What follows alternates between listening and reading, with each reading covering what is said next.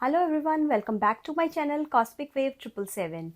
सो numerology की इस series में मैं आपसे बात करूंगी नंबर 7 की। और नंबर 7 का जो रूलिंग प्लैनेट है दैट इज़ केतु। केतु का जो नंबर 7 है, इसको हम नंबर ऑफ बैलेंस बोलते हैं। तो अगर आपके ग्रिड में या आपका बेसिक नंबर या डेस्टिनी नंबर 7 है, तो आप सोच लीजिए कि आप बहुत ही लकी हैं। ये लोग बहुत ही लकी होते हैं और किसी भी तरह के लॉस में से, किसी भी तरह की प्रॉब्लम्स में से ये बहुत इजीली निकल जाते हैं। सपोज बिजनेस में लॉस हो, जॉब में अप्स एंड डाउन्स आ जाएं या कुछ भी हो जाए इनकी लाइफ में, ये उसमें से बहुत ही इजीली बाहर निकल के आ जाते हैं। ये इस नंबर की क्वालिटी है। तो ये जो नंबर है ना, ये रिसर्च का नंबर है। ऐसे लोग बहुत ही अच्छे रिसर्च करते हैं। कोई भी इनको सब्जेक्ट दो, ये उसकी डेप्थ में जाने की कोशिश करते हैं। Very deep thinker. एंड इनको हर चीज़ के पीछे लॉजिक चाहिए। You cannot make them satisfied just with your talks. आप उसमें लॉजिक देंगे, इनको समझ में आएगा, तो ही ये आगे बढ़ेंगे उस डिसीजन के साथ या उस चीज़ के साथ। तो रिसर्च के लिए एक तो they are the best people.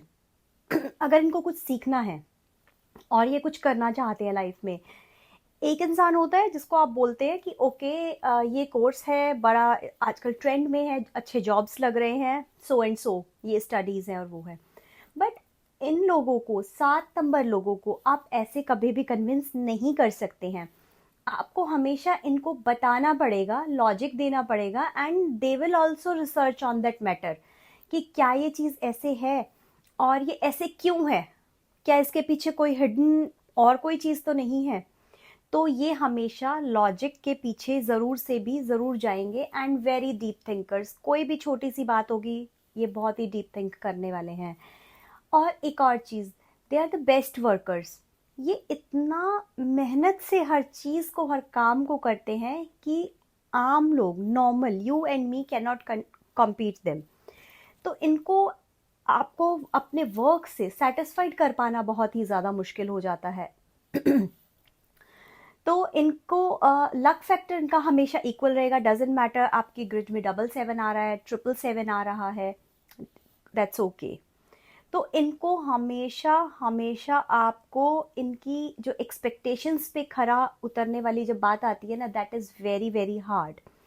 और ये बहुत ही ज़्यादा ट्रैवल करते हैं।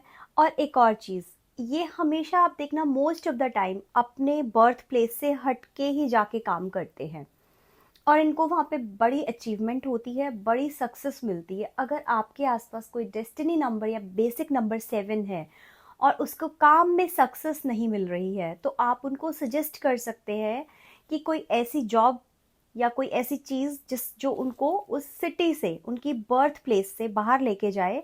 वहाँ पे उनको सक्सेस ज़रूर से भी ज़रूर मिलेगी। You can, you know, just with the knowledge of numbers you can suggest, for sure you can suggest. So as I told you कि जो न्यूमरोलॉजी है उसकी कुछ लिमिटेशंस तो हैं ही हैं। क्योंकि देखिए, एक ही डेट ऑफ बर्थ में बहुत सारे लोग पैदा हुए हैं। जस्ट नॉट हिंदुस्तान में, इंडिया में, पूरे वर्ल्ड में। तो सबकी किस्मत एक जैसी तो नहीं हो सकती ना। बट येस, जो उनके बेसिक नेचर है, बेसिक प्रॉब्लम्स हैं लाइफ में, हर किसी के सेम हैं। आपके, मेरे, हमारे चारों तरफ जो लोग हैं, ठीक है, जो कुछ लोगों के विजिबल है वो प्रॉब्लम्स, वो डिस्कस करते हैं। कुछ लोगों के वो प्रॉब्लम्स विजिबल नहीं है, वो कभी डिस्कस नहीं करते, वो कभी पता ही नहीं लगने देते उनकी लाइफ में क्या चल रहा है। Very secretive people, right.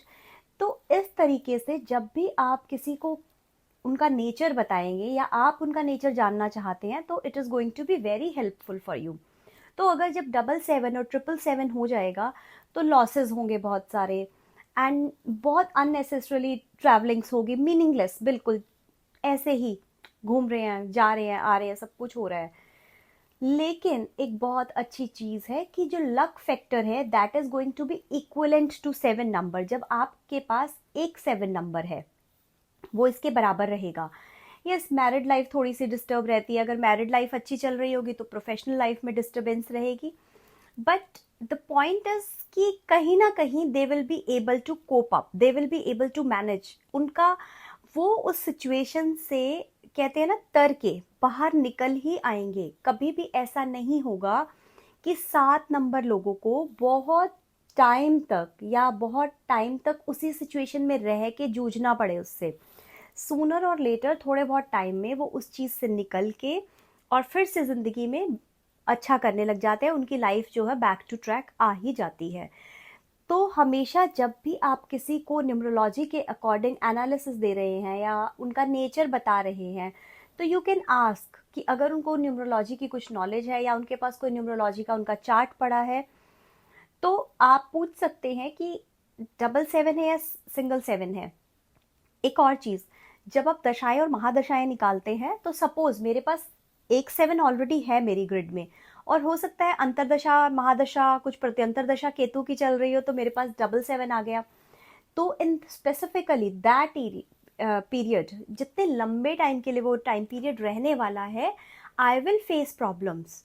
And जैसे ही वो टाइम खत्म होगा, वो दशा प्रत्यंतर दशा जाएगी और नई दशा आ जाएगी, तो मेरा टाइम फिर से बदलने लगेगा।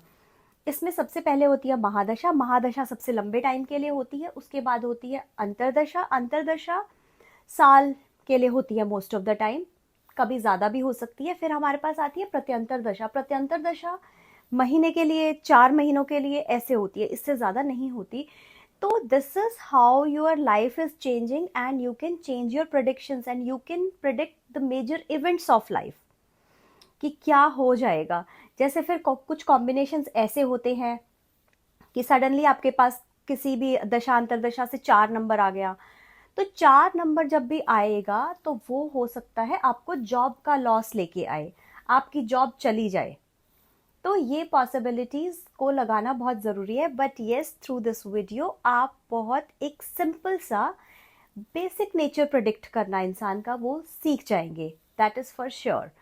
So I hope you like my knowledge. Thank you so much for watching my video. Keep like and share and subscribe, and see you in next video. In next video I'll talk to you about 8 number, very special number, very powerful number, Saturn का number है।